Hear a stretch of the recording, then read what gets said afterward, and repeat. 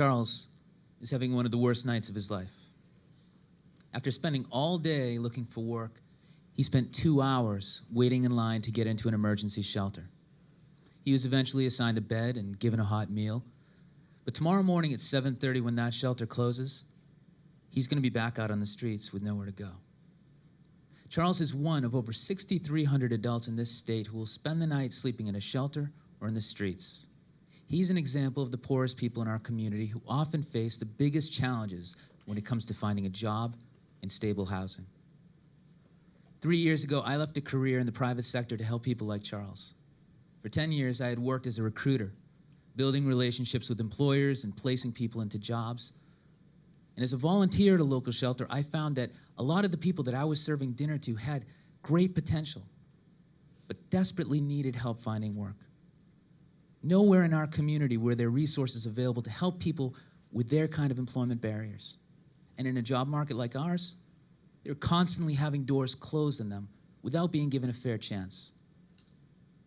I went to work for Father Bills in Mainspring and launched a social enterprise called WorkExpress that provides paid on-the-job training while preparing people for life beyond the shelter. Now, not everyone in our shelter is a good candidate for WorkExpress. Some are readily employable and really don't need much help finding work. Others have severe disabilities and can't work at all. And there's some who simply aren't motivated and just don't want to work. But then there's this group of people who are motivated, but need long-term support in order to make it back into the workforce. They need job training, a stable place to live, and help in addressing issues such as substance abuse, mental health, and long-term homelessness. This is the group of people that WorkExpress was designed to help. For 6 to 12 months, our participants live in private dorms, separate from the general shelter population.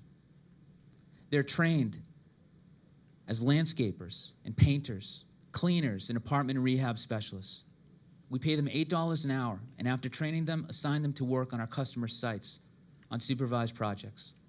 They work 4 hours a day, 5 days a week. They spend their afternoons meeting with case managers and training specialists who help them address the issues that brought them to the shelter and train them and teach them how to market themselves to employers. Through all these experiences, they gain an understanding of how to get out there in the world and live. They learn how to live and work with others, how to communicate professionally. And as they approach the end of their time in the program, we introduce them to employers in the area that are hiring and also help them find housing. The end result is often an independent and productive person who is employed and housed. Now, in addition to this unique service model, WorkExpress is also a fully functioning business. We currently cover 76% of our program costs through business revenue.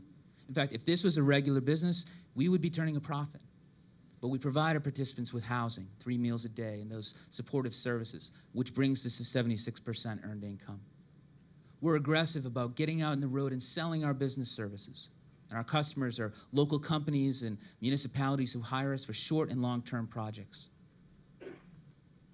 We compete against private companies, and our customers tell us that they choose us because of the quality of our work, because of our pricing, and because they want to support us in our mission.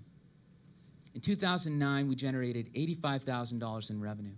Within 2 short years, we grew that to $261,000 a year. And with 2 months left to go in our current fiscal year, we're trending towards $320,000. So what kind of impact is WorkExpress making? Last year, 80% of our graduates had a job within 6 months of finishing the program.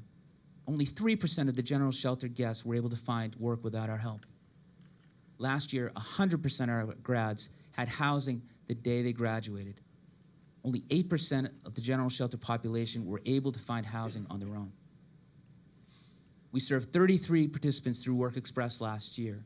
There were actually 233 guests at our Brockton shelter who fit the WorkExpress profile and could have benefited from this program. We're so pleased with what we've been able to accomplish with this small population of people that we want to take this model and expand it in our current location and replicate it in Quincy, where we have another shelter and plenty of guests that would jump at this type of opportunity. We want to be able to serve 95 more people through this program over the next 2 years. In order to do that, we need help with an investment of $570,000. We're confident that we can cover the majority of the overall investment, the $868,000, through earned income. But in order to grow to scale, we need support in order to hire an additional crew supervisor, case manager, and training specialist. We need to invest in additional equipment, in training, and shelter services. If we can get this money over the next 2 years, we're confident that we can win enough new business to grow earned income to over 80% by 2015. We'll be more self-sufficient and won't have to come back to our private funders for more money. Through this type of expansion, we can help many more people like Charles, people who have potential, but that are often overlooked.